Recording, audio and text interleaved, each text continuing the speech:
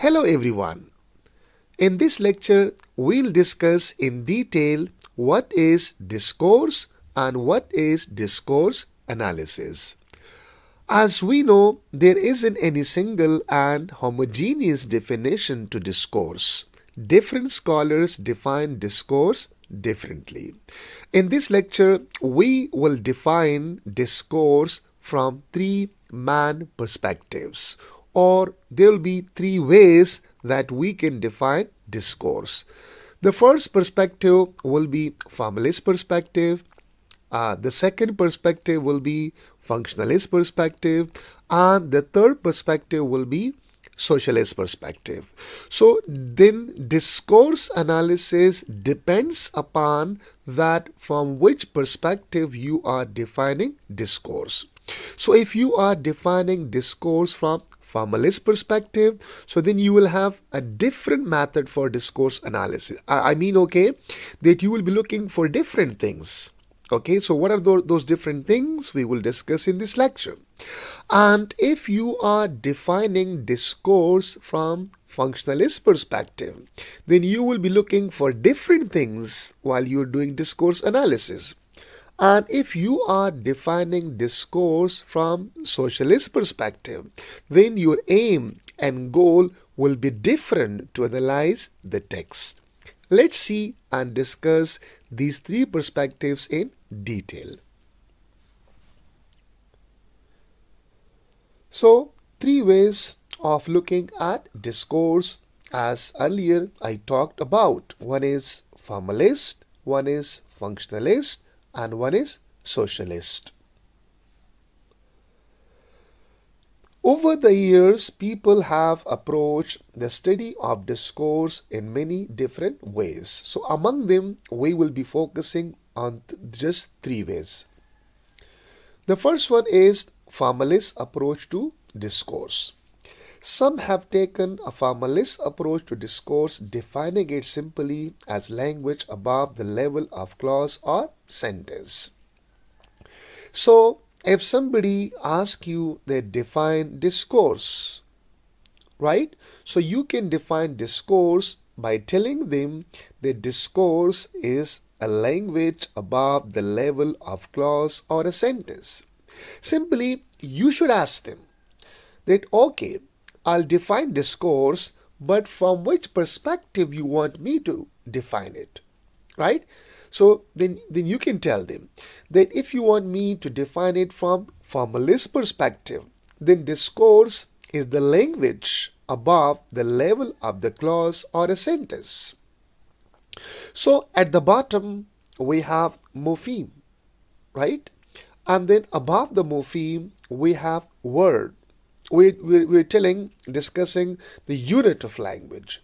And then above the word we have phrase, and above the phrase then we have clause, and above the clause we have sentence.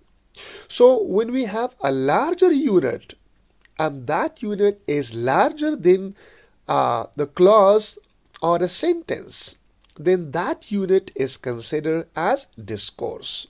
So this view of discourse will be formalist, or this will be a formalist approach to define discourse, right? So language above the level of the clause or sentence. Those working from this definition often try to understand the kinds of rules and convention that govern the ways we join clauses and sentences together to make the text. So if you are defining and you are stuck with this definition, right? So you try to understand what the kind of rules and convention that govern the ways we join clauses and sentences together to make a text. So your interest is in what? Then how different clauses and how different sentences are related, right? Or how we link one sentence with another. What are the rules? Okay, based on which rules we combine different clauses, we combine different sentences to make a discourse, as we define that it is a larger unit of language. It's a larger than sentence or clause, above the level of the clause or a sentence. So then we are interested that what are the rules, okay, based on which rules we put one sentence and then another. So primarily we are focusing, or we are talking about coherence and cohesion, right? So these are the rules. So the rules and convention of the grammar, they do not just reside within the clause or within the sentence, but the rules and the conventions of the grammar also reside beyond the sentence, beyond the clause. So when we are looking for the rules and the convention of a grammar beyond the sentence, beyond the clause, so we are doing what? We are doing discourse analysis. From which perspective? From formalist perspective. And we are adopting formal approach to discourse analysis. So then the kind of rules and conventions that govern the ways we join clauses and sentences together to make a text. So what are the rules? What are the conventions based on which we connect sentences, we connect clauses to make a text, right? Like a large text. Okay, there might be 100 sentences, 1,000 sentences, 2,000 sentences, but what are the rules? What are the conventions based on which we connect these all sentences to make a unified whole, to make a unified text? Now, if you are defining discourse from functionalist perspective, then we can define discourse as a language in use. So other take a more functional approach defining discourse as language in use. You can define discourse as previously we talked about, that it's a language above the level of the clause or a sentence. That was formalist approach. And if you are defining that discourse is language in use, in context, so then you are taking which approach? Functionalist approach.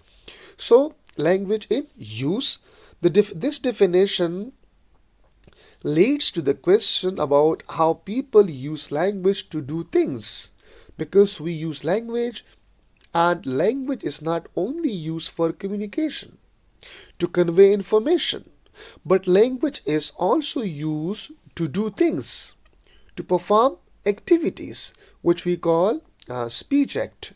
So like a make request, we are using language, right, in order to make requests, in order to issue warning, right, and apologies in different kind of situation. So that is language in use.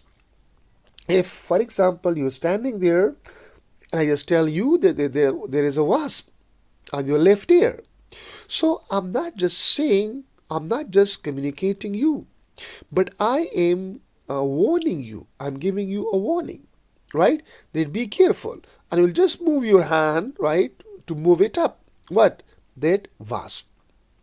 Fine. So if somebody says that fire, fire, so that's a warning. The person is not giving you just information about the fire, but it's a kind of warning. So language is used for making request, right? And for making warning, to issue warning, and for apologies in different kind of situation. And how we interpret what other people are trying to do when they speak or write. And how we interpret when somebody says, for example, it's very cold inside. So the door is open and somebody is asking you formally to close the door because it's very close inside. It's very cold inside.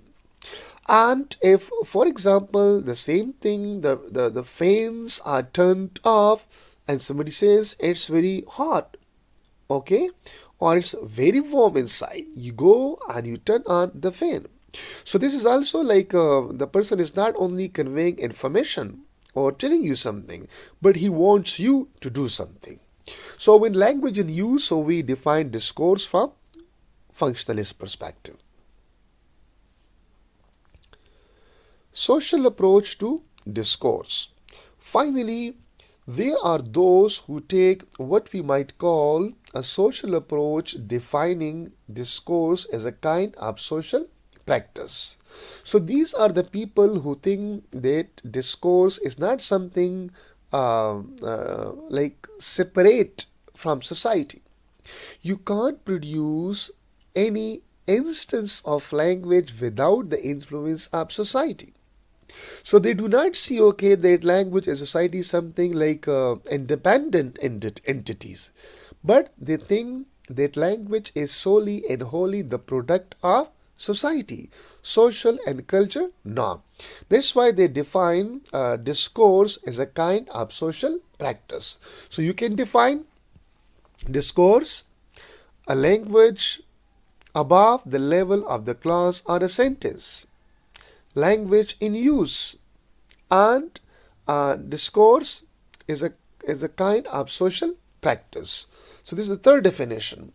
So what it mean by this? So that the way we use language is tied up with the way we construct different social identities. So we use language in order to build social identities, right? Who you are, what you do, and we language, right, to create and shape and construct ideologies. We use language to control the actions of other people. So different social identities and relationships and participate in different kinds of groups and institutions. It is tied up with the issue of what we believe to be the right or wrong. So we use language because we see that there are problems, social issues and problems which are manifested in discourse, and we call them whether right or wrong. For example, if somebody is using language to control the mind and action of other, we call it wrong. So sometimes a language is used, we call it wrong, and sometimes language is used, we call it right. So who has power over a home, and what we have to do and say to fit it in our society in different ways. Now, it's something interesting here again. Although these three different approaches to discourse are often treated as separate and are certainly associated with different historical traditions and different individual discourse analysts. So every approach has its own history, and every approach has its own benefits. And different analysts have taken different approaches. So a good discourse analysis requires that we take into account all three of these perspectives. So what will be a good approach? A good discourse analysis requires to combine these all three perspectives, these all three approaches, and to make it one. And we are looking for language above the level of a clause sentence, language in use, and language is a form of social practice. So combine them and do analysis, so this will be a good one. Instead of three separate definitions of discourse, they are better seen as three interrelated aspects of discourse. So we should consider them three different but interrelated aspects of discourse. Now, the way people use language cannot really be separated from the way it is put together. Of course, right? So, when we use language, that is language in use, the second approach, right? So we cannot separate it from the way these text, this language, sentences are put together. It's not possible. So we also see that how these sentences, when you are using language, so we are also focusing that how sentences are put together and the way people use language to show who they are, identities, and what they believe cannot be separated from the things people are using language to do in a particular situation. So you cannot separate. If you are using a language in a particular situation, in order to do something, you cannot separate it, okay, from what this language is also used to build identities. You cannot separate it, okay, that this discourse or language is the whole of different sentences and how these different sentences are put together to make a unified whole. Language above the clause. The use of the term discourse to mean language above the level of the sentence or the clause probably originated with the linguist Zilling Harris.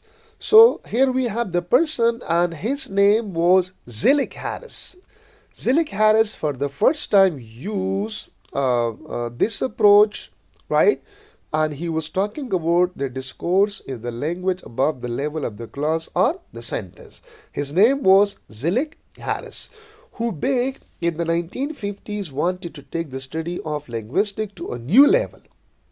It was 1950s where he took the analysis of language, the study of linguistics to a new level. Before this, linguists had come to a long way in understanding how sounds are put together. What they were doing, the linguists were busy that how sounds are put together to make the word meaningful. Fine, to form words and how words are put together to form sentences. They were busy in this.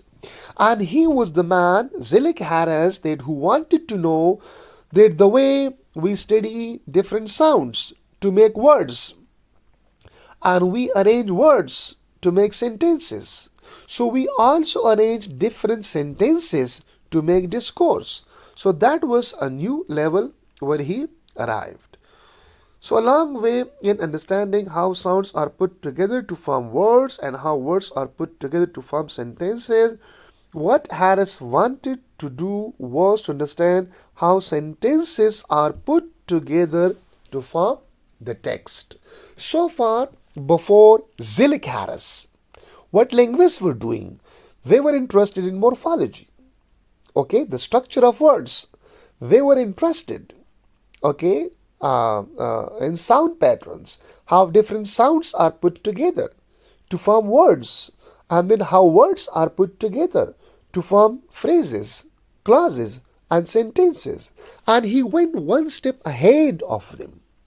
He wanted to know that how different sentences are put together to form the text or to form the discourse. So when different sentences are put together to form a text, he called it discourse. Language above the level of the clause or sentence. Text and formal structure. So if you are doing this, if you want to investigate that how different sentences are put together to form the text, so you are doing discourse analysis from the perspective of formalist approach. The idea that text could be analyzed in terms of their formal structure was actually very popular in early and mid 20th century, when people or the expert were saying that text could be analyzed from their formal structure. And it was actually very popular in early and the mid 20th century, even before Harris invented the term discourse analysis, especially in the field of literature. So people were doing such kind of thing. What? To identify the formal structure of a language. One group of literary critics called the Russian Formalist And this was Russian formalists who were trying to identify the formal features of the language. For example, to try to apply the same kinds of method people use to analyze the grammar of sentences. So as they were doing, okay, to see the formal structure of the text, okay, as these linguists were trying to see that how different sentences are put together. So see here, try to apply the same kinds of method. Who? These literary critics. People used to analyze the grammar of sentences to analyze stories and novel. Excuse me. Perhaps the most famous was Vladimir's probe, who tried to come up with the grammar of stories by studying Russian folk tales.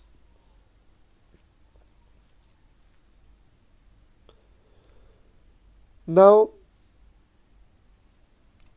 when focusing on the formal aspect of discourse, we mostly interested in how the different elements of text or conversation are put together to form unified whole.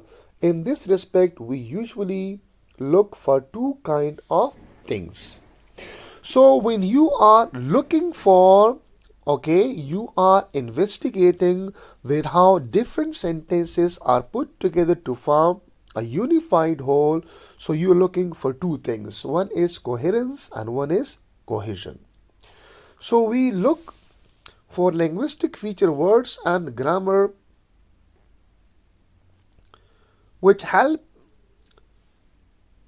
to link different parts of the text or conversation together, and we look at the overall pattern of the text or conversation. So the first thing is what? We look for linguistic feature, words and grammar, which help to link different parts of the text or conversation. What are the words? Right? What are the grammatical features which link one part of the text with another one?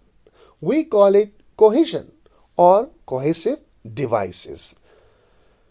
So cohesion, how pieces of text are stuck together. This is called cohesion. We are looking for some grammatical rules or words. This is called cohesion. How pieces of the text are stuck together. And number second is coherence.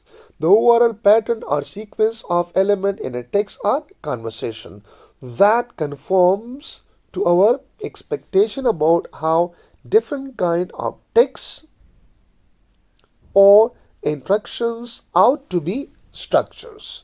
So actually the difference between cohesion and coherence is that the cohesion that is from the language and coherence that is outside from the language. Your mind tells you.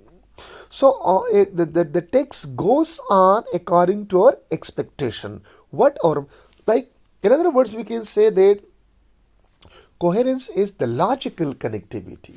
We don't have like words and we don't have grammar.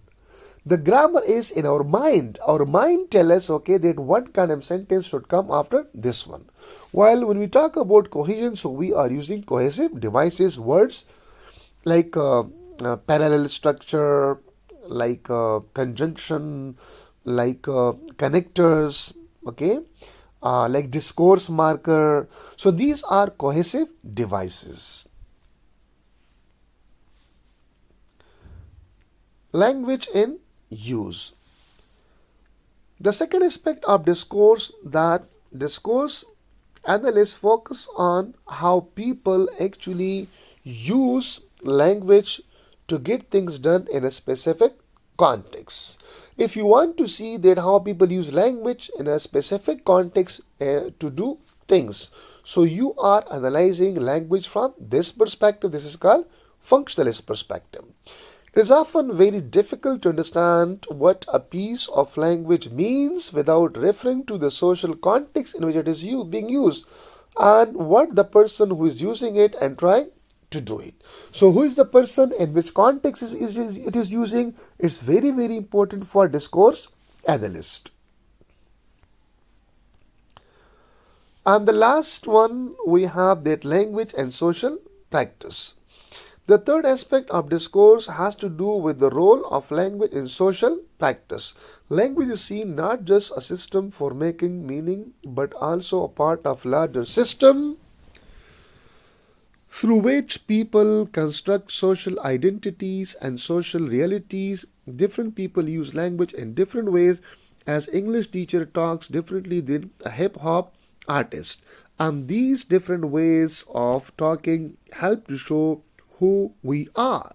Our identities also reflect our different ideas, what we believe about the world, and different belief and different values, what we value to or what we don't value to.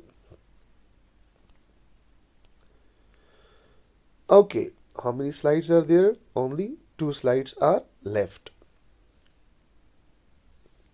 Now, this view of discourse probably owes the most of the French philosopher Michel Foucault, who argued that discourse is the main tool through which we construct knowledge. So he thought that knowledge is constructed in discourse and exert power. Discourse also carry power over other people. Different kind of discourse or discourses are associated with different kind of people and different system of knowledge. So Foucault spoke, for example, of clinical discourse, economic discourse, discourse of natural history, and psychiatric discourse. The American discourse analyst James D. used a capital D to distinguish the view of discourse from the other we have talked about. So for him, discourses are ways of being in the world or a form of life which integrate words, acts, values, belief, attitude, and social identities. And here we have the last slide of this lecture. As was stated above, it is difficult to look at discourse in any meaningful way from only one of these perspectives.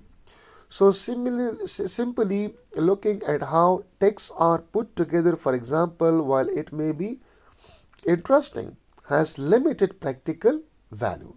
So our focus should not be only that how different sentences are put together to form a unified whole, right? It will have a limited values then. And at the same time, you cannot really make broad statement about power or ideology in a text without first understanding some basic things about how the text is put together and how people are actually using in specific social context to perform specific action. So if you are just focusing on that how different ideologies are constructed and how discourse carries power, how different social realities are built and constructed in discourse, right? If you are just focusing this and you are not focusing that how the text is unified, right? What are the rules through which different sentences are put together? So again, your analysis will be limited. So there will be limitation to your analysis, right? And it is also you are looking for that if ideologies are constructed, if identities are constructed, and if like gender discriminations are built in a discourse. So what is the context? So when we talk about the context, so we are talking about the use of language. So you have to integrate these all three different aspects of discourse to do discourse analysis. Otherwise, that if you just take one perspective, like formalist perspective, your analysis will be limited one, because you only analyze one aspect of discourse, that language above the level of clause or a sentence, but you are leaving other aspect. And if you are just analyzing that language and use that how languages people use language to do things, so you are avoiding again the first formalist and the last one socialist perspective. Again you will be limited. And if you are just taking socialist perspective, you're looking for ideologies and power and you are ignoring and how this language is used in context, and how the sentences are put together to form a unified whole. So again, your analysis will be restricted one and limited one. So the best way is to combine these all three perspectives which are interrelated with each other. So thank you so much. If you have any questions, so please put your comment in comment section, and please do provide your valuable comment in comment section.